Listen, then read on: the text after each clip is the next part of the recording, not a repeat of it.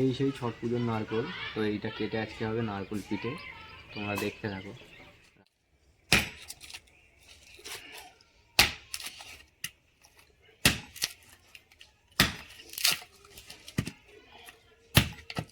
কেটে কেটে দাও আমার।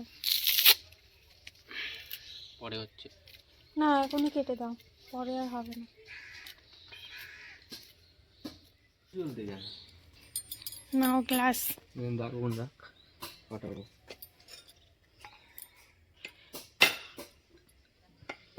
ভীষণ চুনো মাল,